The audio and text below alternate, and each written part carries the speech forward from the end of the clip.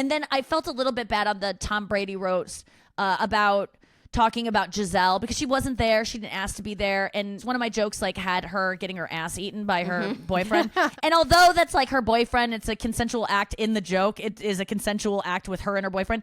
It's like still not fair to her to have her like picture, like to have people picture her getting her ass eaten by this jujitsu instructor. It's like, that wasn't really that nice of me. And welcome back. You're listening to Hysteria, the podcast that knows that one of the most important skills a woman can learn is how to make the perfect roast. But I'm not talking about cooking. Today we're so excited to welcome a comedy icon. Yes, we said it. She's the host and EP of F-Boy Island and Lovers and Liars. She hosts her own podcast, the Nikki Glaser podcast. You might have seen her just last week, crushing Tom Brady at the roast of Tom Brady. I just watched that and it hurt my feelings. Or in her new second HBO Max comedy special, Someday You'll Die, which is out now, and it's super, super funny. And if you haven't watched it, you have to. Our favorite comic, Nikki Glaser. Welcome to Hysteria. Oh my God. Thank you so much for having me. What an introduction. Oh, well, it is like weird to see you in person. Yeah, because I've watched so much Nikki Glaser in the last week that I'm like, oh, it's the lady from my TV. Oh my Here God. She's also the voice of the Dave Matthews channel. That is true. Alyssa, thank you. I fought hard and long for that position. I don't even think I get paid for it. I honestly, it's a labor of love. And I worked at Sirius and they started a Dave Matthews channel and I was doing a different show there and I begged them to let me be the voice of it. And it's one of my most, my most prized roles in my career. I love that. You should put that on business cards and only that on business cards. I really should, because it is the reason I got, always wanted to be famous because I wanted to meet Dave Matthews in like an organic way. Like I loved him so much in high school that I used to tell my friends like I'm gonna marry him, and they were like, you're crazy, and I was like, well, I'm gonna meet him at least someday, and they thought I was insane, and they were like, were you gonna win a contest? And I'm like, no, I don't want to meet him like as a fan. I want him to I want to be in the world. So it really was like a reason why I had to prove my friends wrong, and I did meet him, and I flew my friend from high school out to watch me meet him. She literally had to stand in the room and watch me go up and meet him and tell him that story. It was full circle experience. Oh my gosh. Well, how did the meeting go? I mean, the first time I met him, she wasn't there, and it was really embarrassing, and I just told him the story of the reason I wanted to be in entertainment was because I wanted to be in your sphere. I said the word sphere a lot, and he was confused, and it was just too much. I didn't even know that I couldn't be trusted to not be cool around people I admire. It was the first time I was like, oh no, my body does something different than my mind wants it to when I'm around someone that's why I don't want to meet Taylor Swift. I met Travis Kelce recently and my teeth were chattering just because of his proximity to her. And he asked me where I was from in Ohio and I couldn't remember. It was that kind of I couldn't function. And so I just know I'm a cool person when it comes to celebrities, but not when it's someone that I've worshipped for a while. Nikki, when I met Bruce Springsteen, who come on, I was a moron. I literally said, it's okay. You can go. I'm fine. That's what I said. I mean, that's so the vibe that I bring to every interaction as well. Of I'm sorry I'm wasting your genius time, having to calm me down. That's why I truly don't want to meet Taylor Swift, because I don't want her to have to be it's okay. And I'm she's too busy. I need to be cool. But Bruce Springsteen must think that every person's a moron, because everyone has that reaction around him. I mean, he must think that just every human being is such a complete idiot, stumbling over their words. As a famous person, that famous, you must have a different perception of people, because everyone you meet is crying and shaking. Oh my God, I try to overcompensate. Sometimes I've corrected this, hopefully, but I'll try to play it too cool if I meet somebody. Yeah. So I met Fred Savage. I was a huge. The person who killed Cameron, what's her name? Candace Cameron in a Lifetime movie. Okay, yes. That's his most famous credit for sure. But I had been a huge Wonder Years fan when I was a kid, and I felt like Fred Savage kind of ushered me through parts of my youth. We know what that means. Yeah. No, I didn't Jill off to him. Okay. He wasn't one of my early Jill off subjects. But okay. I met him when I was at working at Always Sunny. And I tried to like play it really cool. Like, I think I said, I don't think the Wonder Years has aged very well. I think it really showcased. Oh, No, you insulted him. Oh, that's such a move that we all do. Oh God. I tried to nag him. And like, yeah, you tried to nag. I think men who nag don't self-reflect and think like, oh, that was stupid. I really overdid it. But it's one of those. You won't do it again. It's one of those highlight reel memories that when I wake up at 3 a.m. and I'm like, here's a bunch of things that I fucked up. That's like one of them that plays is when I met Fred Savage. And I was like, I think it really showcases the like, self-absorption of baby boomers. It's just like, shut up. Yeah, it happens. That's just a natural reaction. I get it a lot at meet and greets where people will just say, "You're pretty funny," or like they try to just say something mean because they want to stand out because they think everyone else is being so sycophantic, which they are generally. But we're so insecure as performers that it affects us so deeply when someone negs us, even though you would think it's just a blip. Like everyone loves you. All you get is accolades. Like, those things stand out so much. But I've done it before. I think to John Mayer, I once was like, "I'm Nikki. What's your name?" Like his poster wasn't on my wall in high school. You're okay at guitar, I guess. Yeah. Oh my God. Okay, so Nikki, you start your stand-up special with a run of jokes about how you don't want to be a mom, which How I don't want my friends to be moms either. Yeah, that's true. Yes, you don't want anybody to be a mom. No children. I really don't. But what kind of feedback have you gotten on that run of jokes? Like support? Do people get offended? I haven't seen any people getting offended yet. I mean, I'm sure that's out there, but one of the greatest decisions I ever made in my career is not to read comments or not to look for like feedback. I mean, it finds me sometimes, but you really have to really try to get either negative or positive feedback to me. I don't read comments and I don't like monitor likes and things like that. So the things I have heard, especially because it dropped on Mother's Day, I think even this was the first Mother's Day I felt where I felt kind of left out, even though I don't want kids. Like I just felt like, oh, this is like a really sweet day. And this is like, it's, when you realize something in life that you're never going to have, probably, even if you don't want it, you just want to be invited to the party a little bit. So I was feeling a little bit of like, man, it's just a reminder of this decision that I made that I'm not 100% on, but I feel, and then I was getting a lot of messages from girls who don't have kids that felt really seen on this Mother's Day to have this like little treat for them, to reinforce their decision or at least feel like they have a decision that's, being amplified by someone who looks like they're having it all or whatever, like just someone that, I might not be someone that has it all, but like just having someone on TV voice your opinion or share that side is let you feel seen, and their feedback let me feel seen too. Let me feel seen. Yeah. Let me tell you, Nikki, how I felt seen. So one, I don't have kids, and the one thing that people always say to me is like, what happens when you get old? Who's going to take care of you? Yeah. And when you went deep in your plan, euthanasia, I was like, yes, why does no one talk about this? Like, Nikki, we are renovating a barn on our property that is literally for retirement and for a home healthcare worker to someday be able to care for us. Yeah. And I was like, this is it. Like, as a child-free person, you do have to plan for your older age in a different way. But like, when you launched into the euthanasia screed, I was like, yes, why is it easier to get guns than compassion in this country? Thank you. I struggle with that so much because it is, death is the thing that we all don't want to think about and we all have to do someday, and it kind of weighs on you when you remember that you have to someday. And suicide obviously is just such a horrible scourge on our nation, but it's like, for me, sometimes I feel like it done the right way, it's gives me control over this thing I'm scared of, and like I wish I could do it in a compassionate way. That the way I say that you can do it for your dog, like it's the right thing to do by your animal. Like if you just let your dog waste away when it needs to be put down, you kind of are known as like a cruel person who's kind of selfish. But we're allowed to do this to our family members and to ourselves, and it's just not fair. And that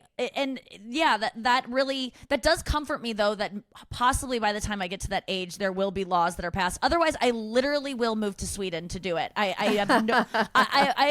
researched it a lot because I don't want to just die of whatever I get. I just don't think that that's really that nice. And so the whole thing of like, if you have kids, you have someone to take care of you. Yes, you do have a better chance than people who don't have kids of having someone who's young and vital being able to take care of you. But that's not even guaranteed either, you know? So it's like, that's even a gamble. And so it's all, I carry a lot of, am I making the right decision? But I just really know it is the right decision for me, because there's never a time where I honestly feel lucky that I don't feel the pull to be a mom. It is just not something. I know the people that do in my life, and they describe something that I have not felt before. And it's the same way I feel when people don't understand, like, don't like Taylor Swift. Like, I can't comprehend how you wouldn't. And it's the one time I've ever empathized with people who don't like Taylor Swift, because I feel like I'm this one odd woman out. And of course I'm not. There's so many like me, but with my group of friends who are like these cool, progressive, like educated, funny, independent women are now like they're consumed by getting pregnant. It is all they are. It is all they think about. And I get that. I get consumed by things too, but it just makes me kind of, I feel left out of these conversations that my friends are now having. And it's, but I'm ultimately happy that feeling hasn't come along, of that like really deep urge to procreate. It just hasn't yet. I gotta say, I am a mom and I did choose to procreate, but I so love hearing your perspective on not being a mom, because it just feels like cathartic. It is like such a huge thing, and it's so life altering, and it's not always in good ways. And it's sort of like, once you become a mom, you step through a door that you just can't go back through. You can't. And that's it. That's what, I mean, I have so much respect for moms, because I've worked on it more since the special to articulate it, but I do not think it's especially virtuous of a role. And I mean that with all the love in the world. I don't think what I do is virtuous. Like, no one needs what I do. It's like, it's helpful sometimes, but I don't think we need any more kids. But I do completely commiserate and am empathetic towards how hard it is to be mom, because it's very interesting that you hear it's going to be hard. Everyone tells you it's going to be actually harder than you think it is, but you really can't know until you get there. And then it's so much harder than even you thought it was going to be, even though people told you it was going to be harder than you thought it was going to be. And then like you said, you can't reverse it. And that is that's the thing that I am trying to parse out, is that I think women really sell you on the idea of having a kid and talk about how great it is, because I do believe you do believe it is. I don't think you're like lying to get people, to I don't want to convince anybody to be a mom. If you're on the fence, don't do it. That is totally my take. And I really appreciate that. But a lot of moms do say like it's the most rewarding thing and you're missing out if you don't. And I think a little bit of that is like, what would it do for you to say, I regret this? You can't get out of it. It'd be like living a life sentence and every day being like, when am I getting out? You just have to accept it at some point, and you have to say, I actually like this. I'm going to get my GED in prison. I'm going to read, I'm going to commit to doing, you just have to embrace the lifestyle. So I think that women do convince themselves that they love it, and that doesn't mean that they don't. I just do think it's you can always get out of a marriage is a permanent decision that you can get out of. A house is a permanent decision. These are all things that I haven't done yet, because I don't like having to get out of things and like the mess but kids are really the only one that I look at that I'm like, it'd be real messy to get out of it. Like I'm not pulling a Casey Anthony, like no one is. So you're stuck. And so you, like a bad tattoo, you kind of have to be like, I actually like this faded Tweety bird that, looks like he had a stroke or whatever. You just have to convince yourself you like it, but it doesn't mean that you don't. It means actually that you do, Mm-hmm. So I think that's some of it. But, and as I talk about in the special, like I didn't want to come across like, if you're a mom, you just like fell into society's expectations of you and you didn't challenge yourself, and that's such a boring thing to go and do, and I'm better than you or something. It's like, it's more that I am missing out on things. Like I understand that I'll never love something the way that a mother loves a child. Like that's a love I'll never know. And it's I love animals and my niece and nephews, and I make that point, but you do sacrifice something. I don't know that kind of deep love, and that is a part of me that I'm like, oh boy, that sounds good. But the point I make is that I also don't have plans on doing heroin, and I hear that's like a great feeling. So this idea that like you have to feel it, Nikki, it's a great feeling as a human being. You're missing out. It's like, but heroin is also I hear really great, and I don't do that, even though I'd probably be good at it. But it is nice to know that. I really don't mind adoption. So I really am at a point now where I'm like, okay, I can change my mind. And I hope that if I'm 62 and I want a fucking baby and I feel good enough and energetic enough to have it, that they'll let me have one, because men are 62 and can have babies and get people pregnant. So I just hope that I'm allowed to adopt whenever I feel like it, because it might hit me one day that I want one and I can do it. But I'm lucky that I don't have that urge to make my own. You know what you should do? You need to get yourself close to people who, like, as soon as they have a new baby, instead of distancing yourself, like, really ingratiate yourself. Because then if they die, they'll just give you the baby. Listen, that's the other thing. As a child-free adult, you are everybody's godparent. There are so many children. If their parents pass, I could have a house full at some point in my life. Oh my God, that's such a good Alyssa, point. you're on my short list. I would hope so. I would, because I would do an excellent job. You would do a great job. Nikki, one of the greatest things, not greatest, but one of the things, I was like 35 when my doctor, and I'm 10 years older than you two, so it was a different time. And my doctor, I was like, I don't know, should I freeze my eggs? And he's like, honey, that's like, it's like if you froze rotten peas. When you unfreeze them, they'll be rotten. And it was the most freeing thing. A little cold, but totally freeing. I was like, okay. He's like, you can adopt. And it was the same thing. I was like, you know what? You're right. If I change, I can adopt. It'll be fine. But it was imagine. No one could say that today. I think a doctor would be like spun out on social media for saying it, but I will forever love him for being honest. You know what? That's really harsh, and my jaw's on the floor when I hear that. But you know what? You're striking on something that I find to be one of the most frustrating things about this is that you could still do it, Nikki.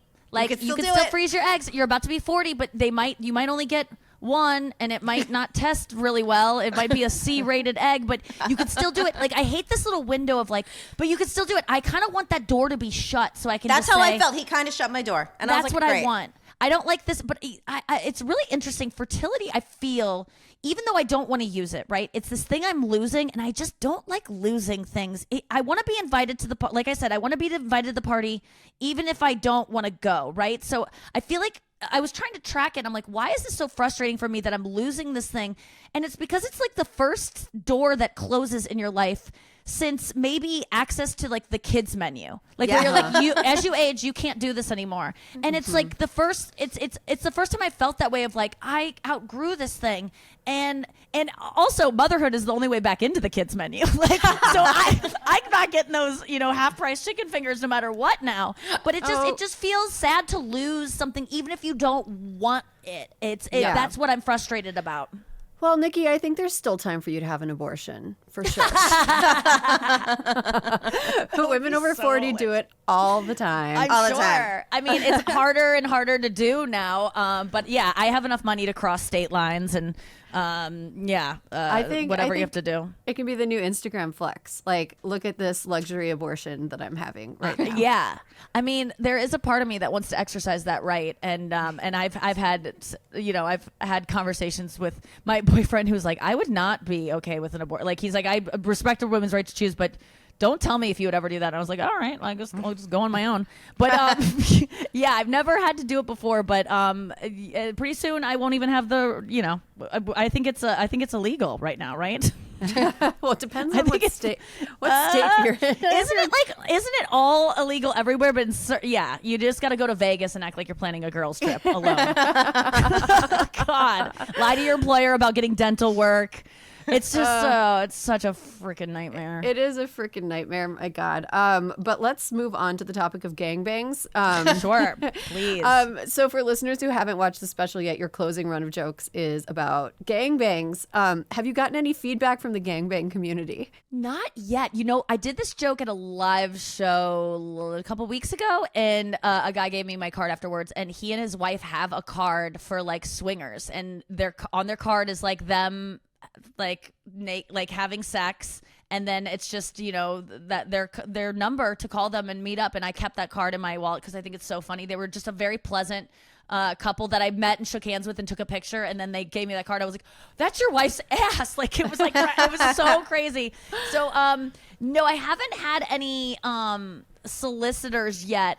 And because I do think it's not something I want to do. I really do think that I've actually really worked through the idea of this thing that I like to watch a lot, but it's not maybe for me because I just really, I really am too, like, I can't have sex with someone unless I love them. And the point I make in the special is that I've never loved 7 men at the same time. And so I really think that it's probably not something I'll do, but I always toe that line of like talking about sex on stage and then having men interpret it as like some kind of call, like, hey, will someone help me out here and bang me because I'm just so lonely. It's like I try not to. I really don't like when men get horny for my jokes, but I understand why they do. It's like I'm dressed in a tiny dress. I'm talking about gangbangs. It seems like I'd be down for it, but when I do get approached off stage in a really aggressive sexual way that matches the energy I brought on stage, by the way, I am always like, ew, like repulsed by it. And these poor guys are like, wait, you were just saying it on stage. Like I'm like a freak on the stage, but a lady in the streets kind of thing. Like I don't relate to that woman up there talking so brazenly. And I'm talking, I do relate to her. I'm talking openly about it, but it doesn't mean that I want it or, I'm actually very uncomfortable with male sexuality coming at me. Like I don't like it at all. No one who I've ever liked has ever even known I like them because I'm so just I want to control it. I want to make sure that when I want a guy to kiss me, like I'm controlling it. I'm asking him. I don't want to be surprised. I don't want to disappoint a guy by him kissing me. Like I'm really scared of men, to be honest with you. And for good reason for some of them. But yeah, it's an interesting thing because to be open sexually does not mean you necessarily want to have sex all the time. Like people that kind of know me as like I get called like a slut and a whore like at these roasts because I talk about sex on stage, but I've only had sex with one person in the past 10 years. And like I've been in and out of a relationship, but I don't have sex outside of relationships ever. Interesting. And I've never had a one night stand. I like really crazy porn. I mean, I will say that. And within a relationship, I am a total slut and like so crazy and depraved and very have an exciting sex life, but outside of it, I am such a prude, and I'm so like I don't even like a guy touching my lower back on a date like makes me go like, oh god, like cringe. It's so strange. I need to really work on it in therapy. How do you balance your discomfort with like aggressive male sexuality with like hosting dating shows that often showcase men who have like really tacky sexuality? Yeah, well, on those shows, I'm a decade older than them, and they're so about gameplay and winning over the girls that are actually up for dating that they treat me like a sister or like an aunt figure, and how I interpret that is I get offended and I feel invisible, and I want it kind of, but I also don't want to break that wall of like ever flirting with a contestant on a show that I'm an executive producer of, but at the same time, you're like, throw me like say I look lovely tonight or something. Like they really will. I'll be at an elimination round next to these 3 girls and these guys will be like, you 3 ladies look beautiful tonight. I'm standing right next to them. I'm like, it's not horny to say I look beautiful. So there is that I think I'm constantly trying to figure out what I want from men. Do I want their respect? Or do I want them to want to have sex with me? Because there's power in both of those things. And there's also a weakness in both of those things. When men respect you too much, I found, or when they're like, man, you roasted so well, like I'm scared of you. They almost like don't see you sexually, and they kind of want to stay away from you because they're intimidated by it and they don't want to let you in. But you also want to be let into those locker room talks, even though you're really never a part of them. And they're kind of like acting like you are, but the kind of dialogue changes around you. Or if they see you sexually, they don't respect you. But if they see you sexually, then they're more likely to be interested in your stories and make eye contact and, oh, here, sit here, let me move these things. Like, I grapple with wanting both, and based on all the books about how to trick a guy into marrying you, you have to pick a lane: respect or do you want your feelings cherished or your thoughts respected? And I'm like, bitch, I want both, but that means you're a narcissist, so you have to like pick one in a relationship. That's what this book says that all my friends read, and like they have husbands now.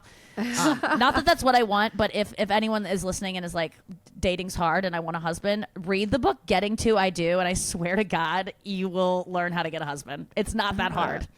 Wait. Interesting. So, Nikki, speaking of roasting, the Tom Brady roast. Okay, so the other night I was on the train back from the city and I was listening to it on Amtrak, and I was not aware that I was laughing out loud.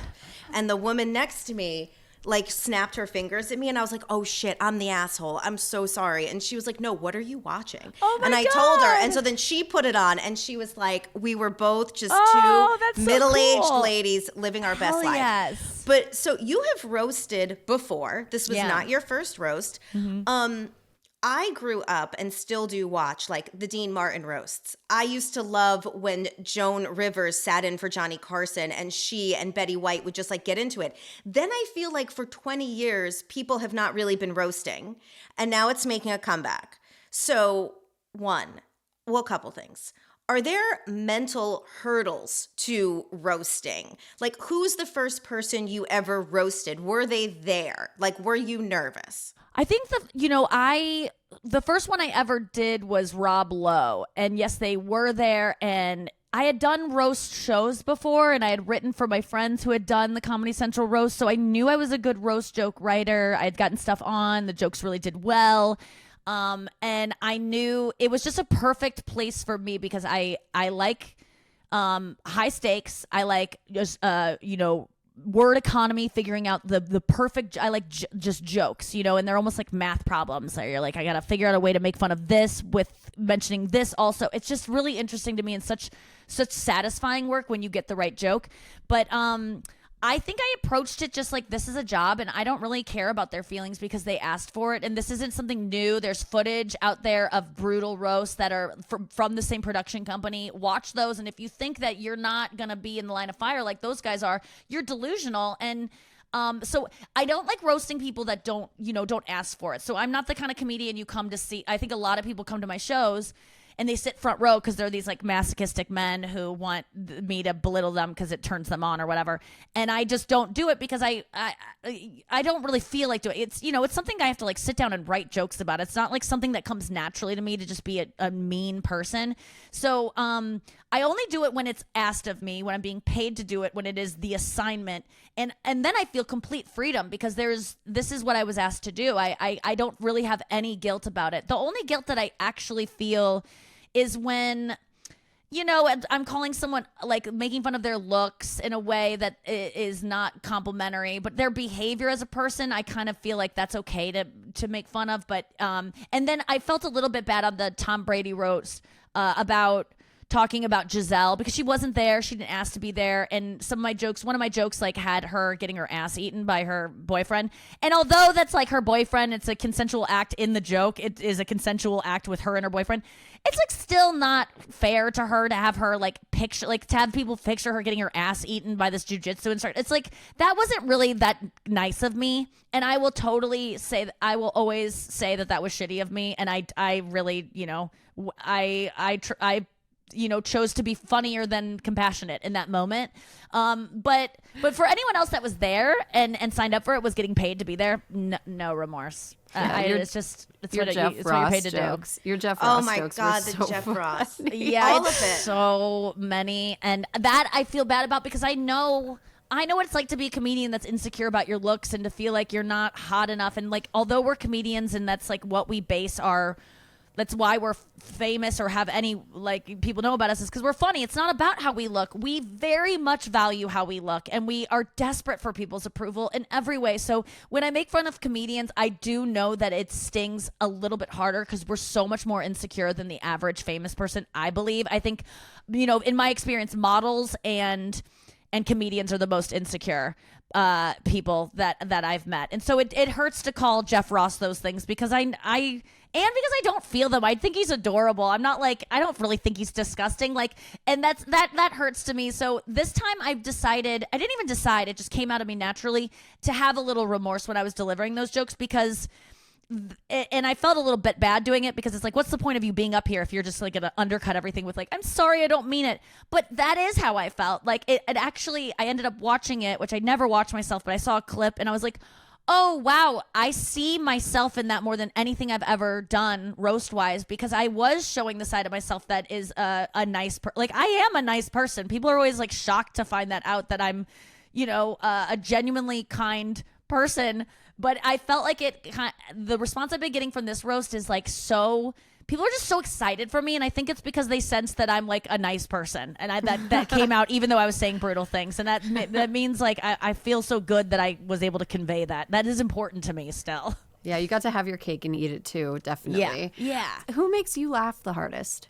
God, probably my best friend from high school, Kirsten Florman. She's a Pilates instructor. She's like the best Pilates teacher at Woodside Gym in Kansas City. And she is the funniest person I have ever met in my life. I discovered her in 4th grade. Like I remember just hearing her do an impression of a hamster, and I remember just having this moment of like something clicked where I'm like, this is the funniest person I've ever come across. And she too, everyone that meets her is like, you're the funniest person ever. I've always told her, if you decided right now at the age of 40, and she's like, 7 months pregnant, if you wanted to be on SNL next fall, I think without using my connections, I could just train you and get you on SNL pretty soon, because she's that brilliant. And she has no aspirations to be famous. So I think that's really what I've been better at in my life than anything, is just like knowing what's funny and collecting funny people around me. And like, Kirsten will do something and I'll be like, can I use that? And not that I could ever nail it in the way that she does, but like I've steal jokes from my friends, not even steal. I asked them and they go, what am I going to use that for? And I'm like, I don't know. It's just courtesy to ask. But I feel like my best friends from high school are still the funniest people that make me laugh harder. And it's the other day I like cried on my girls chat, because I was like, after the roast, I felt like, wow, everyone's saying I'm the funniest person alive and all this stuff. And that took a lot of work. Like, I don't work that hard on anything else in my life, and nor should I. It would kill me if I worked that hard. But I had to, because that was the highest level I've ever performed at.